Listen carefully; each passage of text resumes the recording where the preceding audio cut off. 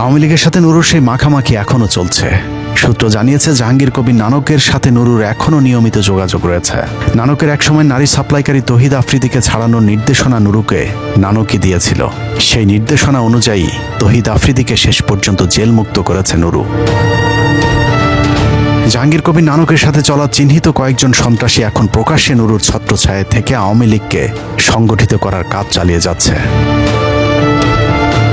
এই ব্যক্তির নাম সুলাইমান সোহেল, বাংলাদেশ আওয়ামী লীগের উপকমিটির একজন প্রভাবশালী নেতা, যিনি 2024 সালে ঢাকা 13 আসনের মনোনয়ন প্রত্যাশী ছিলেন।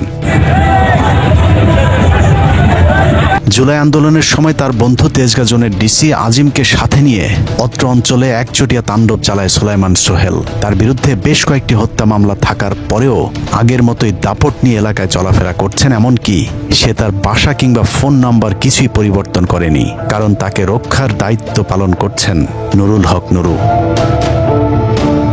সুলাইমান সোহেলের ঘনিষ্ঠ দুই সহযোগী আন্তজেলা ডাকাত দলের সর্দার আব্দুর রহিম সুলতান ওরফে বায়েজিদ এবং শীর্ষ সন্ত্রাসী শিহাবুল হোসেন স্বয়নও এখন বুক ফুলিয়ে চলছে। এমনকি মাঝে মধ্যে সরকার উৎখাতের পরিকল্পনা প্রকাশ্যে সোশ্যাল মিডিয়াতে প্রচার করারও সাহস দেখাচ্ছে। দ্রুতই রাস্তায় নামতে হইব, অনেক কাজ আছে, কোনো ছাড় হইব না ইনশাল্লাহ। কোনো উপকার কোনো ছাড় নেই, কারো কোনো ছাড় দিব না ইনশাল্লাহ। জয় বাংলা, জয় বঙ্গবন্ধু। শয়নের বিরুদ্ধে হত্যা, অস্ত্র মামলা থেকে শুরু করে ডজন খানেক মামলা রয়েছে, তারপরেও পুলিশ নাকি তাকে খুঁজে পাচ্ছে না। নুরুর ঘনিষ্ঠ আরেকজনের অবস্থা আরও ভয়াবহ। সুলাইমান সোহেলের দ্বিতীয় হাতিয়ার শীর্ষ সন্ত্রাসী আব্দুর রহিম সুলতান বায়েজিদ জাহাঙ্গীর কবির নানক এবং আসাদুজ্জামান খান কামালের হয়ে হত্যা এবং খুনের দায়িত্ব পালন করত। বায়েজিদের মূল পেশা ডাকাতি। মানিকগঞ্জে 168 ভরি সোনা ডাকাতি করতে গিয়ে ধরা পড়েছিলেন এই বায়েজিদ। এছাড়া মিরপুরে ডাকাতি করতে গিয়ে বায়েজিদ র্যাবের হাতে ধরা পড়ে, কিন্তু বায়েজিদকে ধরার অপরাধে উল্টো র্যাবের কোম্পানি কমান্ডার আখতারুজ্জামানকে সাময়িক বরখাস্ত করেছিল তৎকালীন স্বরাষ্ট্রমন্ত্রী আসাদুজ্জামান খান কামাল। নানা ধরনের দুঃসাহসিক অপরাধের কারণে বায়েজিদ নানক এবং কামালদের এতটাই ঘনিষ্ঠ হয়েছিল যে পরবর্তীতে তাকে ঢাকা মহানগর উত্তর ছাত্রলীগের সহসভাপতির পদ দেয়। যেই পদ দিতে আসাদুজ্জামান খান কামাল বায়েজিদের জন্য বিশেষ চিঠি দিয়েছিলেন। এছাড়া পৃথক আরেকটি ডাকাতির মামলায় জেলে থাকাকালীন জাহাঙ্গীর কবির নানক তাকে 28 নম্বর ওয়ার্ড আওয়ামী লীগের সমাজসেবা বিষয়ক সম্পাদক বানায়। আসাদুজ্জামান খান কামাল এবং জাহাঙ্গীর কবির নানকের বিশ্বস্ত সহযোগী সুলাইমান হক সোহেল, শয়ন এবং বায়েজিদ তিনজনই এখন নুরুর ঘনিষ্ঠ সহযোগী। তিনজনের বাড়ি পটুয়াখালী হওয়াতে তাদের নুরুর সাথে সম্পর্কটা আরও জমে উঠেছে। এমনকি রাগ ঢাক না রেখে মাঝে মধ্যে নুরুর সাথে সেলফিতেও আবদ্ধ হচ্ছেন নানক কামালের চিহ্নিত এসব সন্ত্রাসীরা। দিলে চমকে যাওয়ার মতো আরও তথ্য হলো হাদি হত্যার মাস্টার মাইন্ডের একজন উজ্জ্বলের সাথে রয়েছে বায়েজিদ এবং শয়নের ঘনিষ্ঠতা। অনেকেই মনে করছেন হাদি হত্যার সাথে এই তিনজনেরই সম্পৃক্ততা আছে। সারা দেশে আওয়ামী লীগের পলাতক সন্ত্রাসীরা এখন নুরুর প্রধান হাতিয়ার। নিজের সাম্রাজ্য টিকিয়ে রাখতে পটুয়াখালীর গলাচিপায় নুরু প্রকাশ্যে ঘোষণা দিয়েই আওয়ামী লীগ পুনর্বাসনের কাজ করে যাচ্ছে।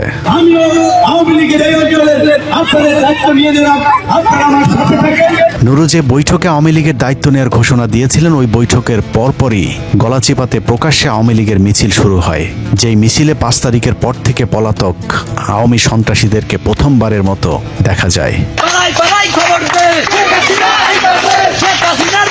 নুরুশি আশ্বাসের পর দশমিনা উপজেলায় প্রকাশ্যে আওয়ামী লীগ তাদের কার্যক্রম চালিয়ে যাচ্ছে। একের পর এক খুলে দেওয়া হচ্ছে নিষিদ্ধ সংগঠনের কার্যালয়। বাংলাদেশ আসবে, জয় বাংলা।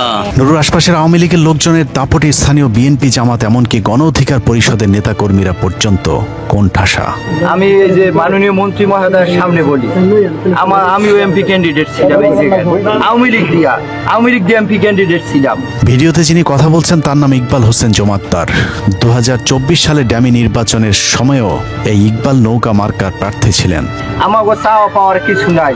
এহিনে তার সাথে আমার 18 সাল থেকে পরিচয়।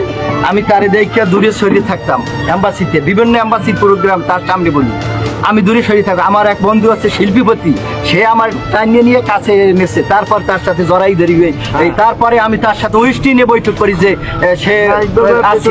তাদের এরকম অধ্যত্বপূর্ণ বক্তব্যের পর নুরুর সাথে থাকা গণ অধিকার পরিষদের এক নেতা প্রতিবাদ করেন, কিন্তু নুরুল হক নুরু তার দলের মানুষের পক্ষে কথা না বলে আওয়ামী এমপির পক্ষ নিয়ে গণ অধিকার পরিষদের প্রতিবাদ করা ওই নেতাকেই রাজনীতি থেকে সরে যেতে বলেন।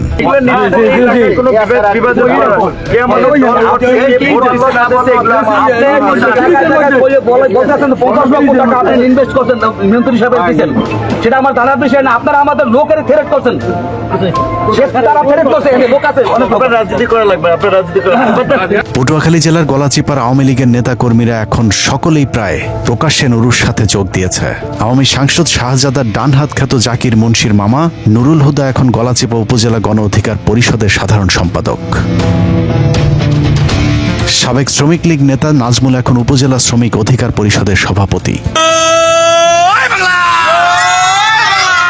নুরুল হক নুরু এমপি হবার পর গলাচিপার 3 জন পলাতক চেয়ারম্যান, গলাচিপা সদর ইউনিয়ন আওয়ামী লীগের সভাপতি জাহাঙ্গীর হোসেন টুটুল, আমখোলা ইউনিয়ন আওয়ামী লীগের সাধারণ সম্পাদক মনিরুজ্জামান মনির এবং মইনুল হোসেন সকলেই তাদের চেয়ারম্যানের পদ ফিরে পেয়েছেন।